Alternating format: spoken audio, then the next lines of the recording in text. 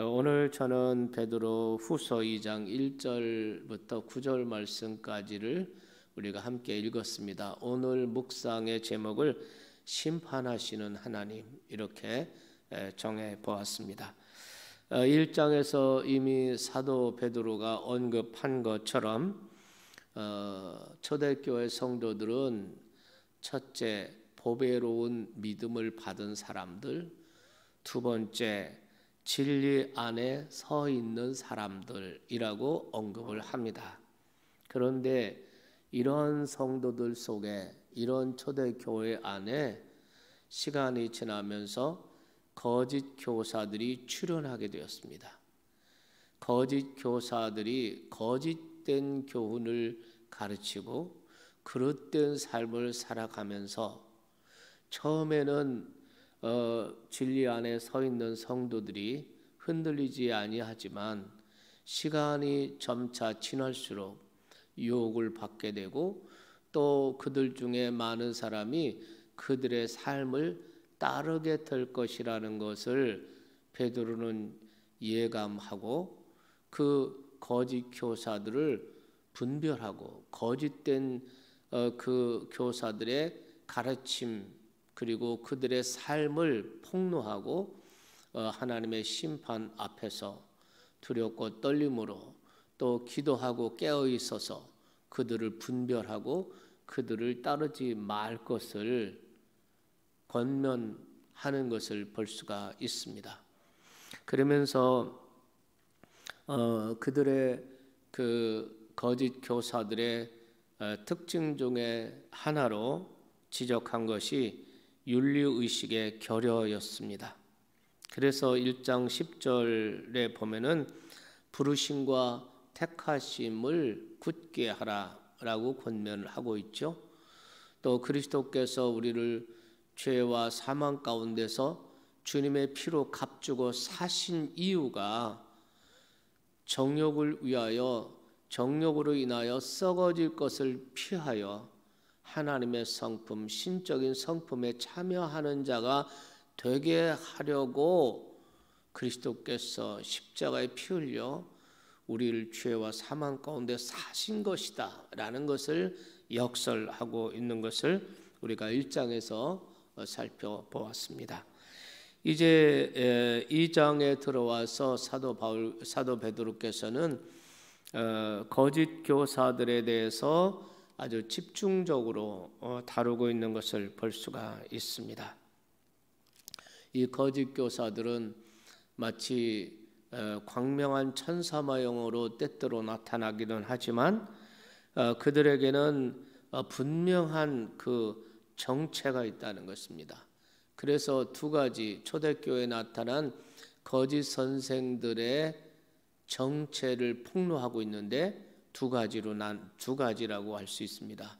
첫째는 아까 말씀드린 대로 윤리의식의 결여였습니다. 그들은 2장에 쭉 보게 되면은 교만 10절 11절에 그들에게 나타나는 첫 번째 모습이 교만한 모습, 교만하고 고집스럽고 독선적이고 이런 모습이고 2절, 10절 또 16절 이런 데 또 보게 되면은 음란, 성적인 문란, 성적인 타락 이런 것이었고 3절, 14절, 15절에 보면은 탐심 이런 것을 볼 수 있습니다. 탐심 이런 것이 가득했다 그랬습니다.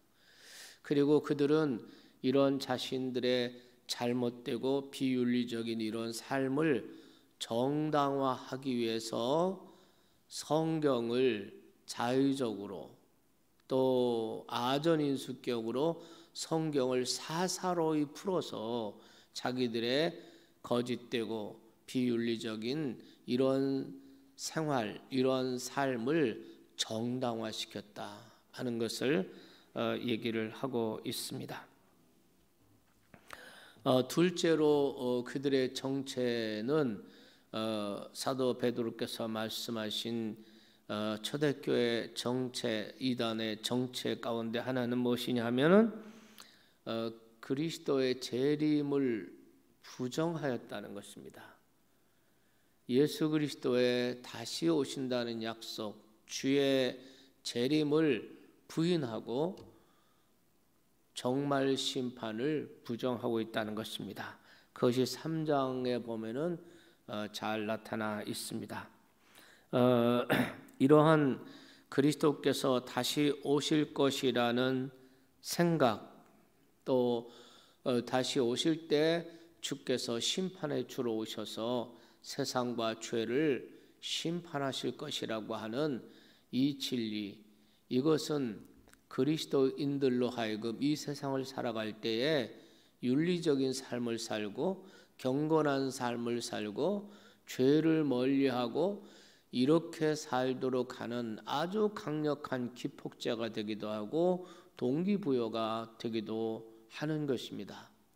만일 주님의 재림이 없다라고 생각한다면 그들의 그 거짓된 교훈에 귀를 기울이고 그 거짓된 교리가 내 마음속에 파고 들어온다면, 그리고 세상 종말은 없다, 이 세상이 창조될 때부터 예수님 때부터 종말 얘기했는데 아직도 없는데 무슨 종말이냐, 이런 식으로 만일 거짓된 교훈을 귀를 기울이고 그것이 조금이라도 내 마음과 생각 속에 들어오기 시작하면 어떻게 되겠습니까?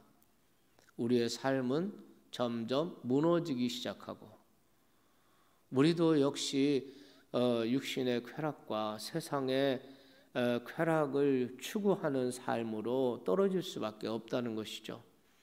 그렇기 때문에 우리가 진리에 대한 나의 태도, 하나님의 말씀, 진리에 대한 태도가 내 행동과 내 삶을 결정하고 그것이 결국은 내 운명, 심판이냐 구원이냐 영벌이냐 영생이냐를 결정하는 것이라는 겁니다.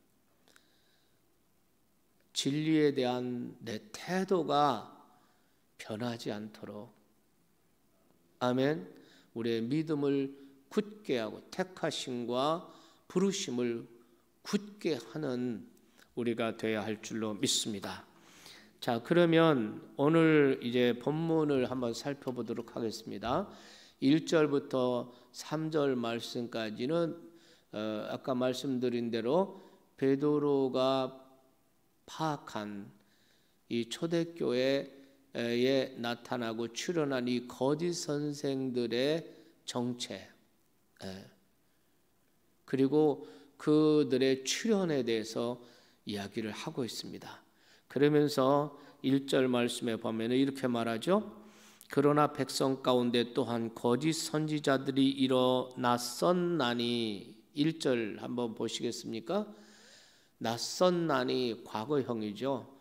백성 가운데 또한, 이 말 구약시대 이스라엘 백성들 속에 거짓 선지자들이 있었다는 겁니다. 시대마다 거짓 선지자들이 일어나서 왕들을 미혹하고 또 백성들을 미혹해서 우상 숭배의 길로 또 죄악의 길로 파멸의 길로 이끌었던 역사 속에 계속해서 항상 거짓 선지자들이 있었는데 그 거짓 선지자들이 초대교회 성도들 중에 너희 중에도 거짓 선지자들이 출현하게 될 것이라는 거예요. 그래서 그들은 멸망하게 할 이단을 가만히 끌어들일 것이다, 이렇게 얘기를 하고 있습니다. 이스라엘 백성들 구약 역사 속에 있었던 끊임없이 출현하고 그래서 그들을 파멸로 이끌었던 거짓 선지자들이 이제 너희 중에도 출현해서 너희들을 미혹으로 이끌고 그리고 파멸로 이끌게 될 것이라는 거죠. 그렇기 때문에 분별 못하는 자가 되지 말고 교회를 위협하고 성도들을 미혹하는 지금 현재 우리 주변에 우리 공동체 속에 있는 이 거짓 교사들을 분별하고 거짓된 가르침을 분별해야 된다는 것입니다. 깨어서 영적으로 기도해서 진리의 말씀으로 무장해서 그것을 분별하고 그리고 그들의 삶을 따르지 말아야 된다는 것입니다. 그러면서 사도 베드로께서는 그 거짓 교사들의 나타나는 가르침의 특성들을 이렇게 얘기하고 있습니다. 다시 한번 1절을 보시겠습니까? 1절 마지막 부분에 보면 자기들을 사신 주를 부인하고 이렇게 말합니다. 자기들을 사신 주, 피로 값주고 우리를 죄와 사망 가운데 건져주신 그 주님을 부인하는 것이죠. 예수 그리스도가 주님이신 것을, 그분이 나의 구주이시고 그분이 나의 하나님이심을, 내 주인이심을 부인한다는 거예요.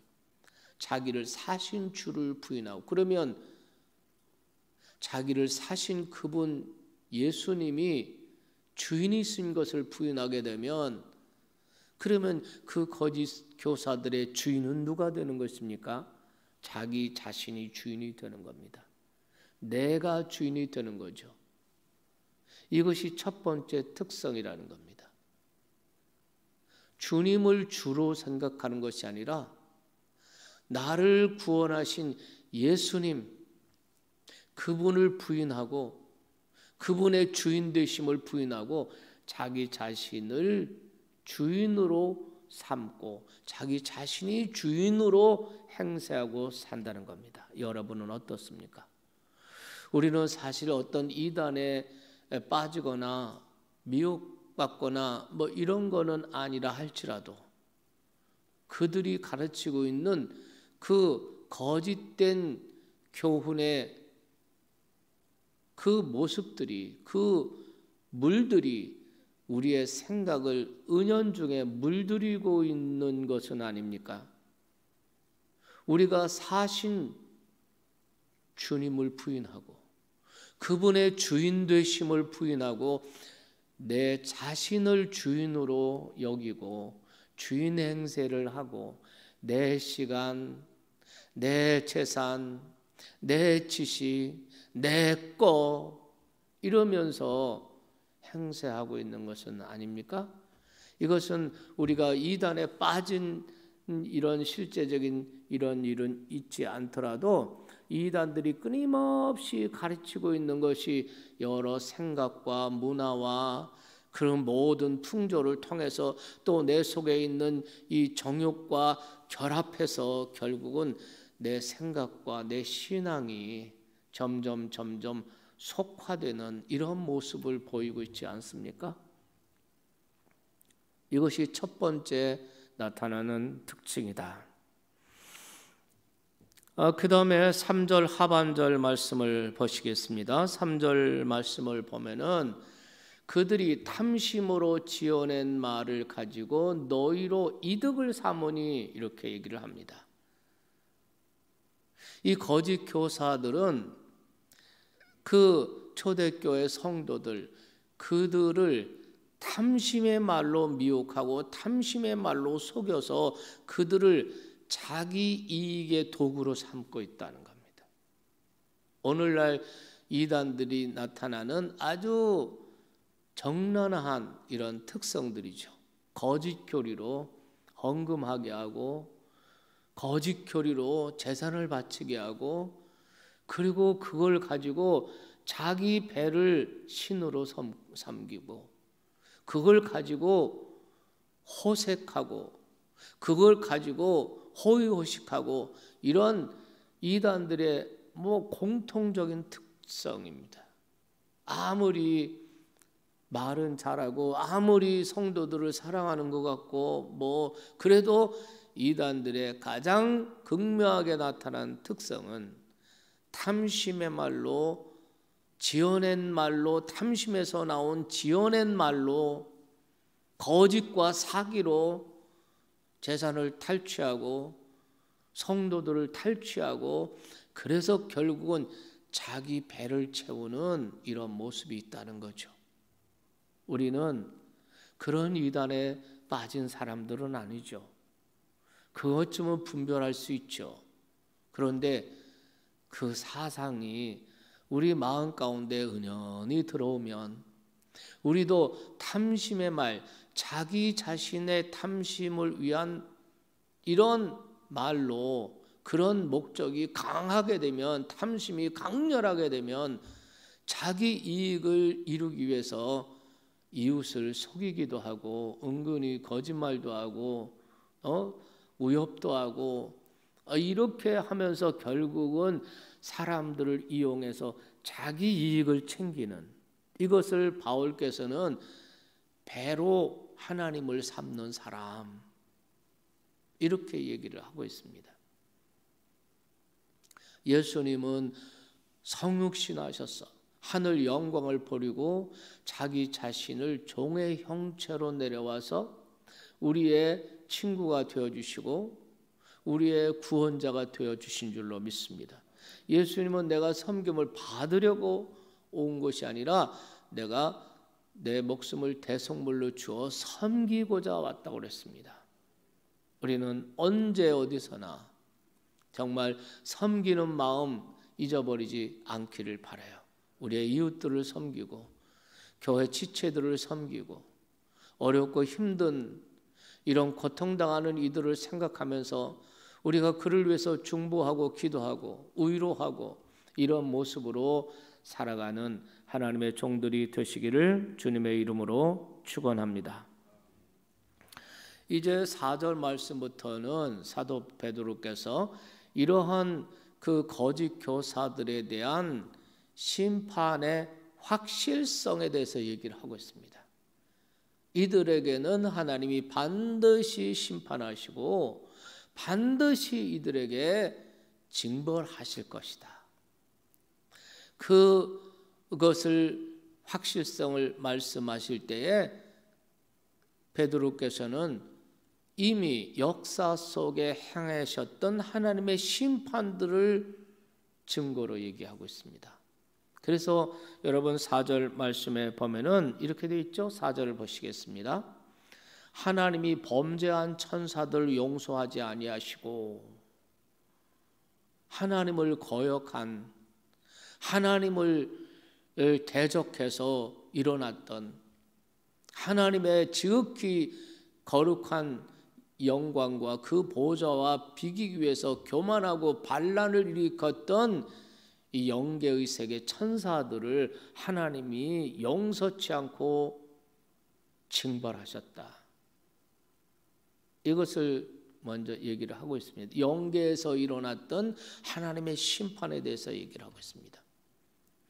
그 다음 말씀 5절 말씀에 보면은 또 이렇게 되어 있죠.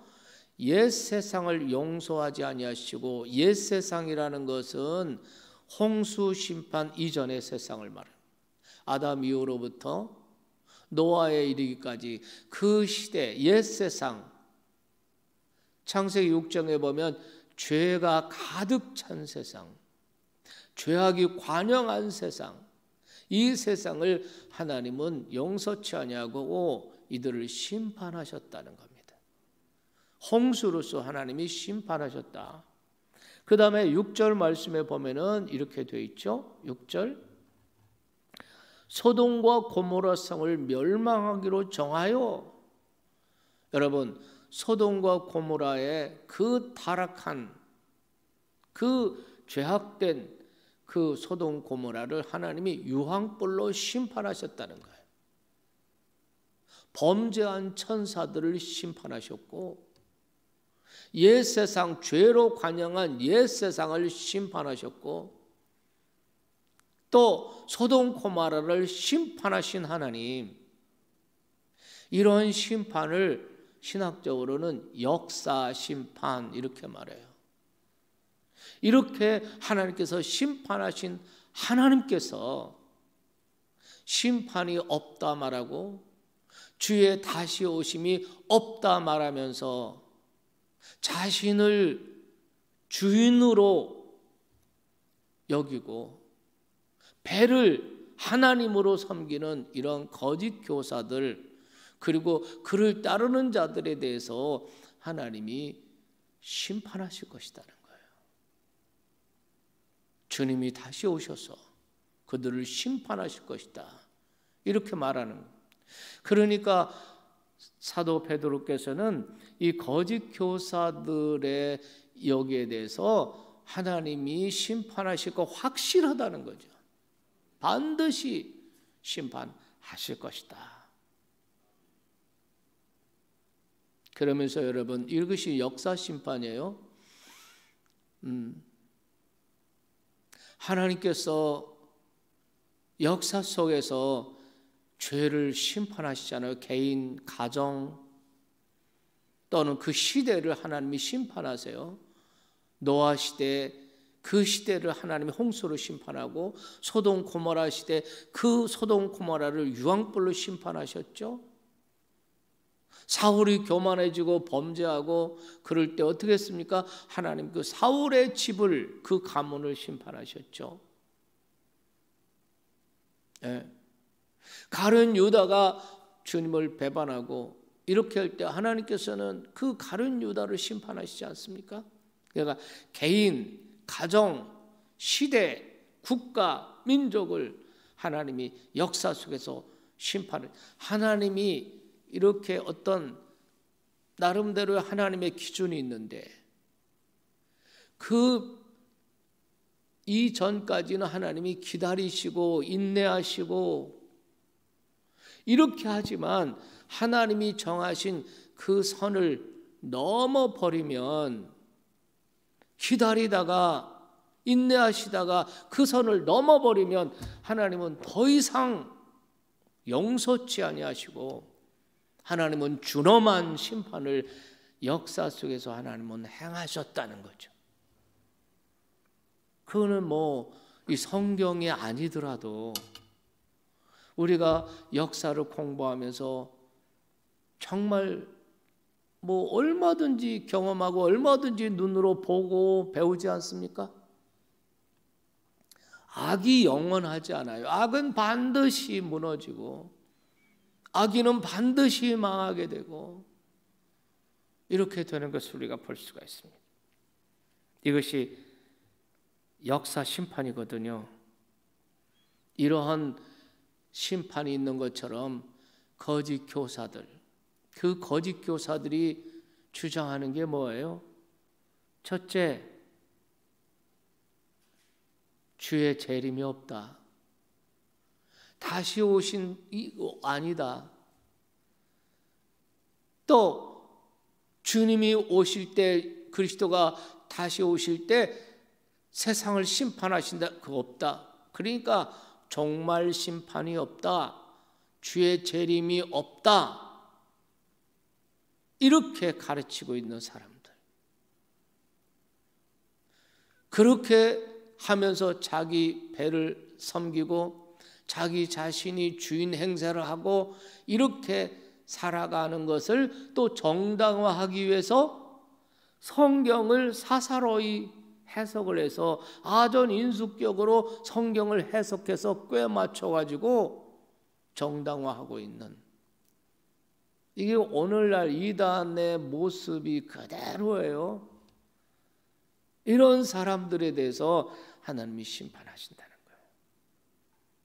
거예요. 오늘 말씀의 제목이 심판하시는 하나님. 있습니까? 심판하시는 하나님. 그런데 하나님의 심판의 목적이 오늘 4절 말씀부터 이렇게 살펴보면 심판의 목적이 두 가지예요. 심판의 목적. 하나는 죄를 하나님이 징벌하시는 거예요.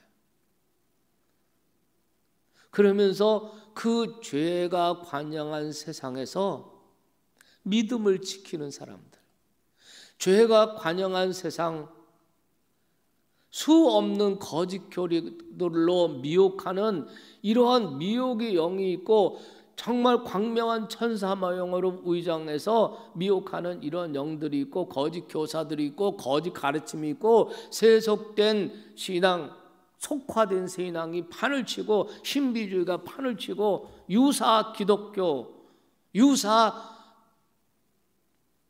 복음, 이런 것들이 판을 치는 이 세상, 그로 말미암아 도덕적인 윤리적인 삶이 결여되고, 그래서 진리가 비방을 받게 되는 이런 속에서도 진리를 붙잡고 있는 사람, 자기 믿음을 지키고 있는 사람, 그리스도인의 성결한 삶을 지켜내고 있는 사람, 그러면서도 죄 가운데 있는 사람들을 바라보면서 애통하는 마음을 가지고 있는 사람, 이런 사람들을 동시에 구원하시기 위해서 하나님의 심판은 죄와 죄인을 징벌하시고, 그 속에서 믿음을 지키고 있는 자기 사람들을 건져내시기 위해서,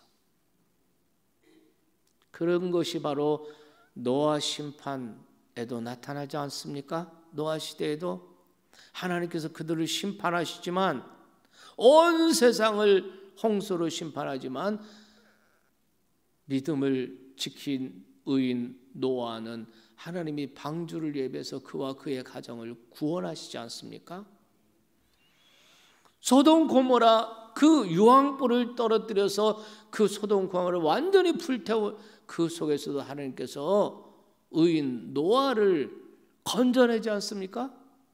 마찬가지로 주님께서 재림하심으로 이 세상을 핵전쟁으로 그 하나님이 심판하시든, 유황불로 심판하시든, 아니면 바이러스로 심판하시든, 하나님이 정확하게 택한 백성들, 구원받은 백성을 정확하게 하나님께서 보호하시고 건져내신다는 겁니다. 믿으시면 아멘 합시다. 이것이 하나님의 심판의 특성이에요. 하나님의 심판의 목적은 한편으로는 죄인을 징벌하시고 진멸하시고, 한편으로는 자기 백성들, 구원받은 믿음의 사람들을 건져내시는 거예요. 오늘 여기 쭉 보면 노아에 대한 얘기를 하는데요, 노아가 어떻게 했습니까? 자기의 의만 지키고 있을 뿐만 아니라 그 미혹에 빠지지 않고 자기가 믿음을 지키고 의롭게 살 뿐만 아니라, 그 당시에 그 성적으로 타락한 이런 사람들을 불쌍히 여겼다는 거예요. 그런 사람들을 보고 애통하는 마음을 가지고 있었다는 거예요. 이것이 오늘 우리 그리스도인의 모습이어야 할 줄로 믿습니다. 우리는 죄에 물들지 않고 죄에 빠지지 않고 그들의 삶을 따르지 않을 이런 소극적인 의뿐만 아니라, 우리는 그들을 불쌍히 여기고 그들을 위해서 기도하고 그들에게 예수님의 복음을 전하고, 이래서 그들을 건져내려고 하는 적극적인 의가 필요한 것입니다. 저와 여러분, 오늘 아침에 심판하시는 하나님, 역사 심판하셨던 하나님이 예수 그리스도의 재림으로 종말 심판을 행하실 것이다. 예수 그리스도의 재림과 그리고 종말의 심판을 바라보고, 그리고 그것을 의식하면서 오늘을 경건하게 살아가는 것, 이것이 재림신앙이라는 거예요. 오늘 제목은 심판하시는 하나님이었습니다.